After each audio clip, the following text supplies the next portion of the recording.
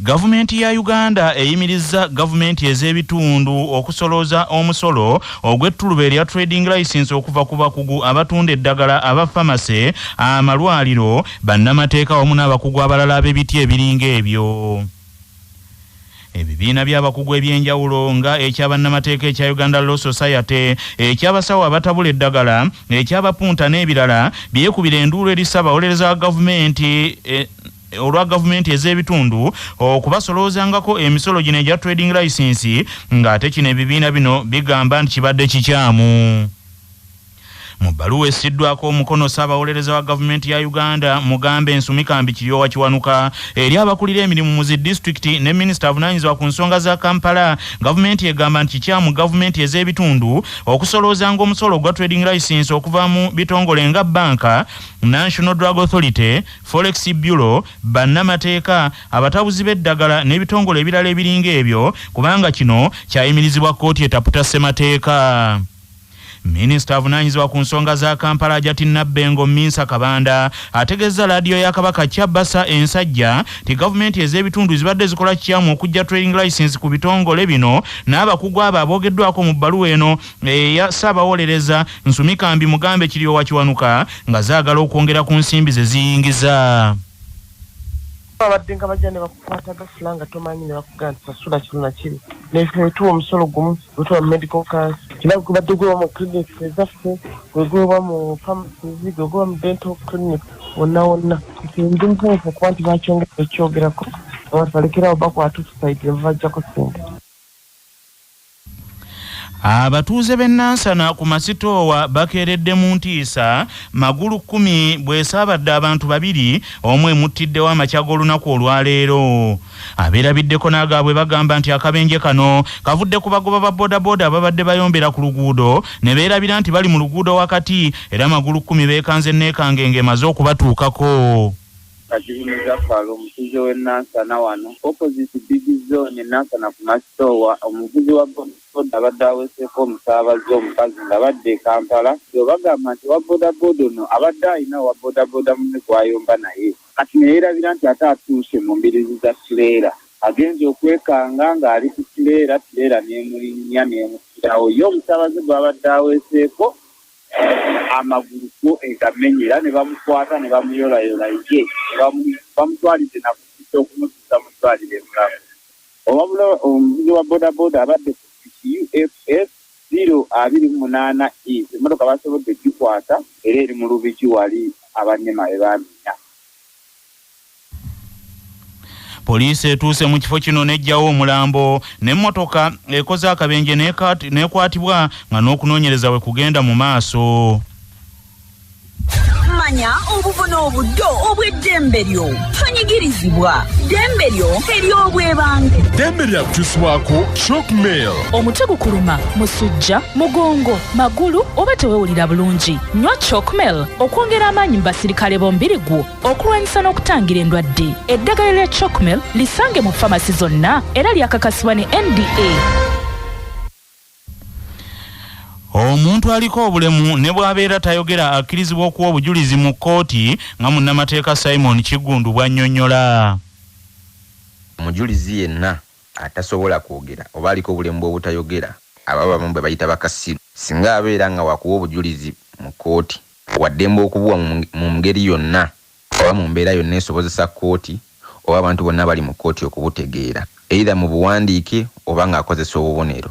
Naye kasita abeera ng'obubonero obwo oba ng'ebiwandiike byakoze abikoledde wakati mu kkooti ng'egenda mu maaso, era obujulizi obwo bwawadde bujja kutwalibwa nti bujulizi bwa mumwa oba bujja kutwalibwa nti omuntu yaliko obulemu obutayogera yayogera oba kasiru yayogera bw'ati wadde aba tayogera, okusinziira ku kawaayiro ake-118 mu kitabo ekirambika obujulizi mu Uganda oba giyite Evidence Act.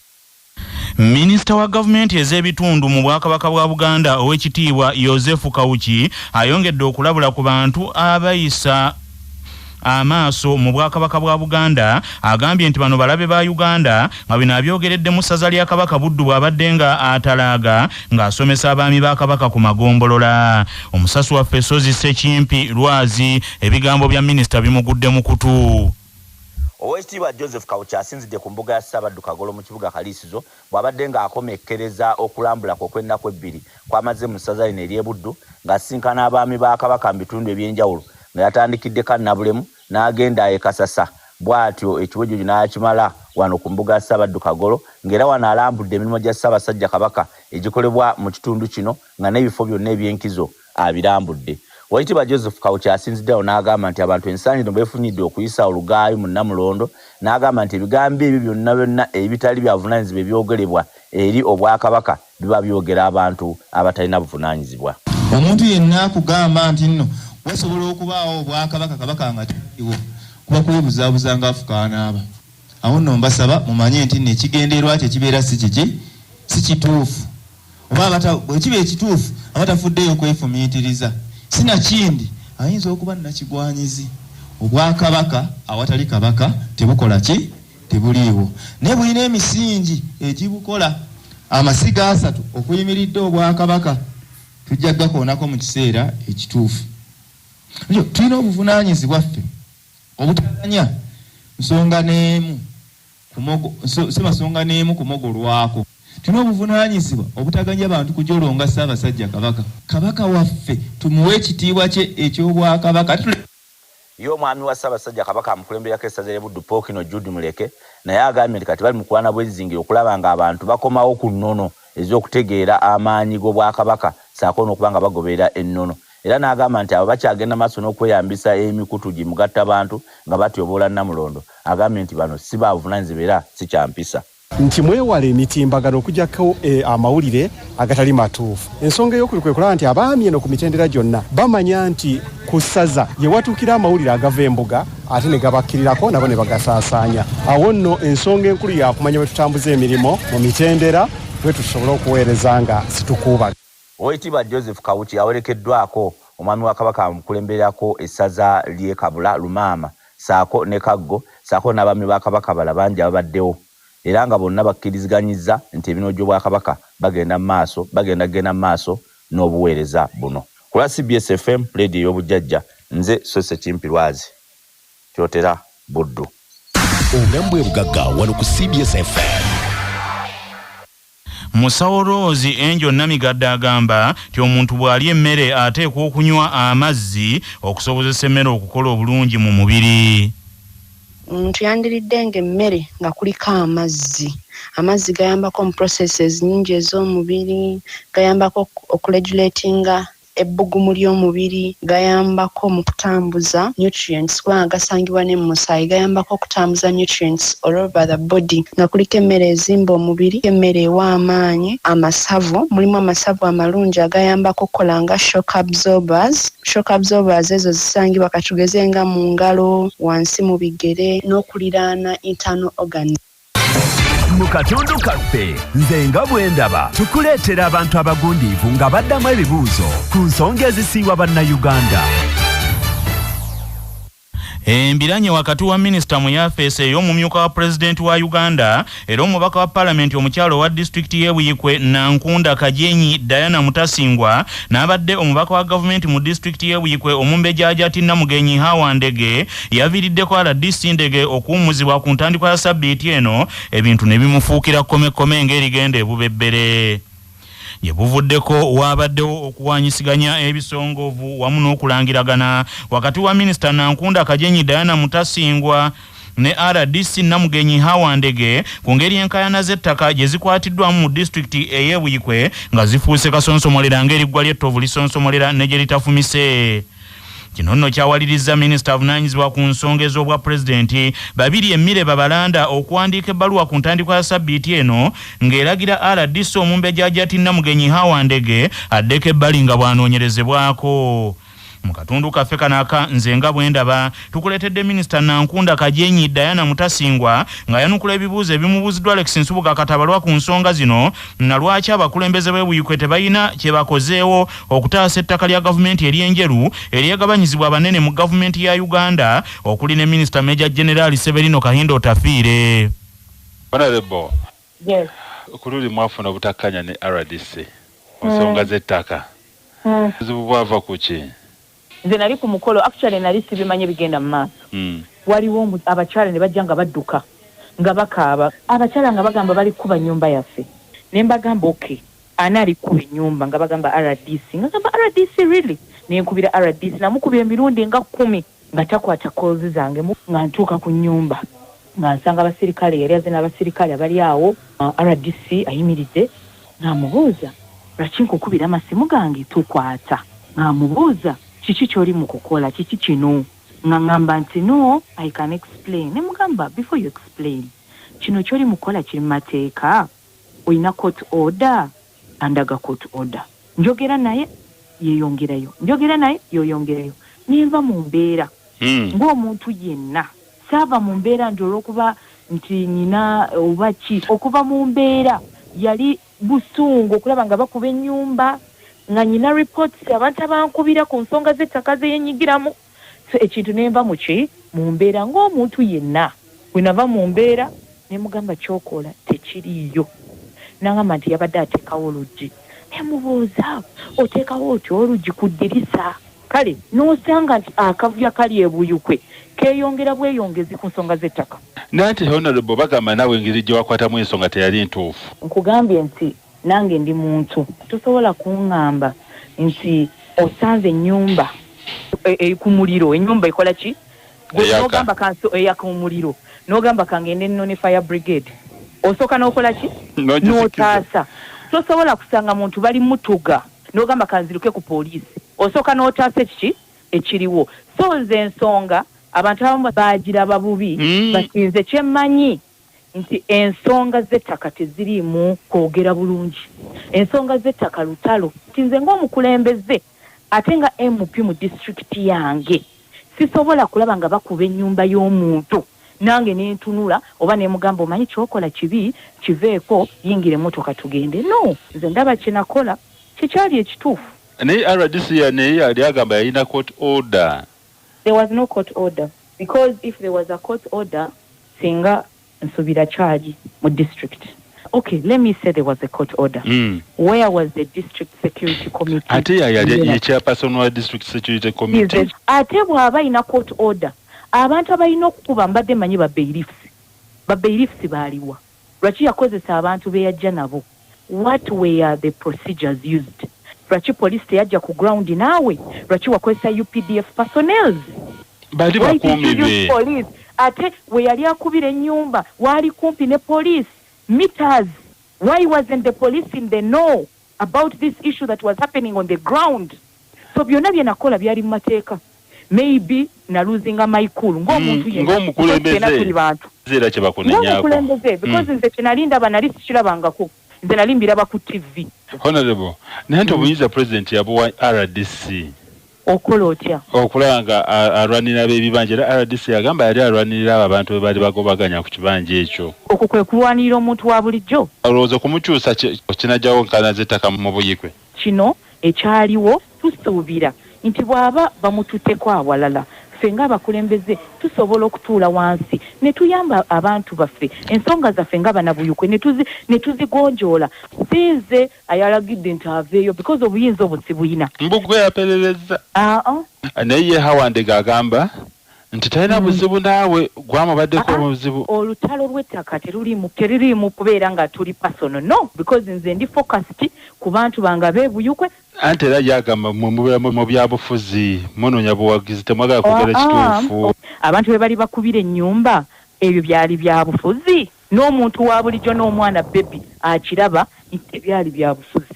ye yagambye yasoma ne banamukyusa wonna ajja kusobola okusigala ngaako munange waba yasoma it's okay so ebyokusoma ebyo tebikwatagana nakulaba nti tulwanira omuntu wa bulijjo ffe ng'abantu b'ebuyukwe twagala RDC agenda otukolera ajja kubeera ku saidi yaffe ajja kubeera fair ate twagala RDC akolagana bulungi n'abakulembeze honorable nga tumaliriza ate bano bagamba nti mumbadde n'ntalo zammwe abakyala n'abakyala bati wabulayo aboonoona ne badda ku ebyo ne baplayinga cards ezo that's the problem we have waliwo bagamba nti mubadde mwagala RDC atambule ku ntoli zammwe no nze I believe in talking buli muntu yena ajja kwogera kyayagala njagala RDC asobola okutuula ku mmeeza ne tugamba kino ekizibu kibaddewo tukoze tutya. Ogambye okozesa amaanyi ku nsonga z'ettaka, ensonga z'enjeru zonga tozikolako. Ezenjeru ewa ttaka lino erya faamu ya gavumenti yali government land. Investigations are ongoing. Ate awo tewaliwo bantu, waliwo faamu yaki ya gavumenti, tewaliwo bantu abeekubira enduulu nti mujje mutuyambe, just waliwo government farm. Ngakwe minisita tofaayo girwanirira? Munange saagala kwogera ku nsonga ekyali under investigation. Ne Major General Kahindo Tafire yateekako abasirikale ne bazingako n'ekitundu ekimu. Okikakasa? Bwe kyali era naye yavaayo nakyo. Anti mbuuza okikakasa? Sisuubira. Yateekako fensi. Yateekako fensi? Balange ontadde ku radio otadde ku TV.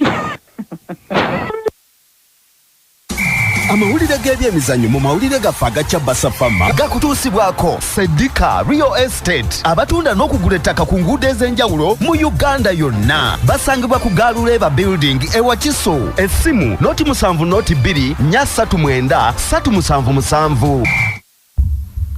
Empaka za Bulaaya eza Euro Championships eziyindira mu nsi ya Girimani zigenda kuddamu okuzannyibwa olwaleero n'emipiira ebiri era nga gye gigenda okuggulawo omutendera gwa quarter finals. Ku ssaawa emu ey'akawungeezi abategesi Abagirimani bagenda kuttunka ne Spain era nga ttiimu zino ze zikyasinze okuwangula ekikopo kino emirundi emingi, buli emu yakakiwangula emirundi 3-3. Spain okutuuka ku mutendera guno yawanduddemu Georgia goolo 4-1 ng'ate yo Girimani yawanduddemu Denmark ku goolo 2 ku kiiso ky'engege. Ku ssaawa nnyezi ekiro Portugal egenda kuttunka ne Bufalansa, ate Portugal okutuuka ku mutendera guno yawanduddemu Slovenia ku goolo 3 ku kiiso ky'embuzi nga zino zabadde za penalty, so nga yo Bufalansa yawanduddemu Belgium yagikubye goolo 1 nga yo bubiri giteyanukudde. Ku mutendera gwe gumu guno ogwa quarter finals Bungereza ejja kuttunka ne Switzerland, ate Budaaki ezuzumbe ne Tuluuki enkya ku lw'omukaaga. Olutuukidde olwaleero nga goolo 10 ze zaakatebwa mipiira 44 egyakazannyibwa. Mu katundu kuno kwe kwaffe n'ennono ezaffe eza wano. Erinnya ery'amaviiri nkata eryava ku kusakaatira okw'enviiri ku mutwe Kawere lyamukalirako ddala era oluvannyuma lyafuuka ery'ab'obutiko abava mu Kajugujwe Bukeerere mu Kyaggwe newankubadde nga abasinga balisalako ne baliyita maviiri. Maviiri nkata bwe yali ekisubi yeegomba okusomoka ennyanja agende Ekkoome ewa muganda we Ssemagonge alabe obanga ayinza okufunayo ebintu ebimuyamba okuliwa olufuubanja eri omumbejja embwaye gwe yaliira enkusu. Nga tugenda mu gebweru sooka ojjukire bino nga bikutuusibwako Eram Uganda Limited abakugu mu kutukolera eddagala lyonna lye tweyambisa mu bulunzi bwaffe, ate balina n'abakugu abeebuuzibwako ne batuwa amagezi ge tweyambisa mu bulunzi ku bwereere wonna woogeetaagidde, ssaako n'ebyuma ebyeyambisibwa mu bulunzi bwaffe bwonna. Olwaleero ennaku z'omwezi ziri 5 omwezi ogw'omusanvu ogwakasambula omwaka ogw'2024. Bwe lwali bwe luti mu 2001 gy'emyaka 23 egyakayita, munnabyabufuzi Injinia Kalagwa Winnie Byanyima yaddukira mu kkooti enkulu n'agisaba eyimirize ekiragiro eky'omulamuzi omukulu owa kkooti y'Embalala eky'okuddamu okubala obululu mu kulonda okwali kubaddewo ku kifo ky'omubaka wa paalamenti wa munisipaali y'Embalala. Mu kalulu kano Winnie Byanyima yali ameze Yusufu Ngomanjine ow'oludda lwa gavumenti nga amusinzizzaako obululu 164 Ngomanjine kwe kuyita mu munnamateeka we Nsumikambi Mugambe Kiyowa Kiwanuka ne basaba kkooti eragire obululu buddemu bubalibwe.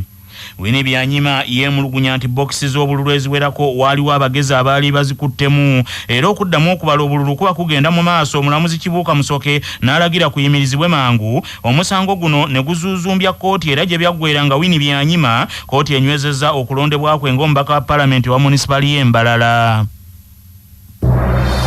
Amawulire okuva ebweru w'eggwanga gakutuusibwako Kajansi Progressive Secondary School eweeza Kajansi mailo 7 ku lw'Entebbe. Essimu noti 7 noti 6 emu 6 emu emu emu 6. Okujaganya kw'amaanyi ebungereza oluvannyuma lw'ekibiina ekya Labour Party okuwangula okulonda ne kisigukula Conservative Party mu buyinza mwemaze emyaka 14 sipya embeera n'egifuukira ey'ebyokuwa bifo obusabanawa baasuuza bbaabwe. Kikakasiddwa nti Labour Party yakawangula ebifo by'ababaka ba Parliament 395 newankubadde nga abatunulizi b'ensonga bagamba nti egenda kwongerayo n'ebifo ebirala 10 so nga bba aba Conservative Party ababadde mu buyinza abeeyita Tories baakafuna ebifo ebikakafu 14 nga beetoddeko ebifo ebisukka mu 200 okusinziira ku kulonda okwaluli. Abadde Ssaabaminisita Munnasi Rishi Sunak atulabyeko nnyo akkiriza nti abasajja bamumezze era alabiddwako ng'alinnya ennyonyi okuva gy'abadde alondolera akalwa agende London yeewummulire nga kaakano Ssaabaminisita omujja alindiridde ye munna Labour Party Sir Sitama azze mu ngeri y'ebyokulya bigonza engalo eyakuwa omukazi omulazi olunwe. Baminisita abawerako omulino w'ebyokwerinda n'ebyamateeka akaluka bamezze ekigwo Gumbya nga ye abadde pulezidenti owa kansero omukulu wa paalamenti ento omukyala Penelope Mary Madonti olumaze okumumegga mu kalulu kano n'agamba nti demokulasiya ayogedde ate demokulasiya tabangako mukyamu kale leka demokulasiya atojjere. Mu mawulire ag'ebyobulamu bannassaayansi bakizudde nti okufuna ebirooto eby'entiisa ekiro n'emisana nga bijja mu ngeri yakweddiŋŋana nti emirundi mingi kandi baakabonero akalabula ku kulwala kw'omuyungo ogulwanyisa endwadde immune system mu kiseera ekitali kyewala. Abayivu mu buto abazadde be baasibiriranga amawolo amavumbi ke bagalye ku buleeke okunoonyereza okwa luno bakoledde ku University College London e Bungereza ne balondoola abantu abasukka mu 1000 okuli abalwadde abasawo n'abajjanjabi.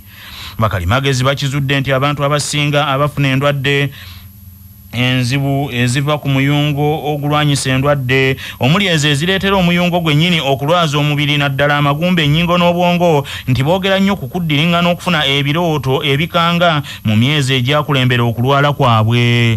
Abadde wakati mu kintu mu kunoonyereza kwa luno omugezi Dr. Melanie Sloan agambye nti embeera eno ereetera n'abantu abamu okuwawamuka mu birooto ebyo olw'okutya kwabwe so nga n'abalala batandika n'okulaba wamu n'okuwulira ebintu ebitaliiwo emisana ttuku ng'ate tebeebase.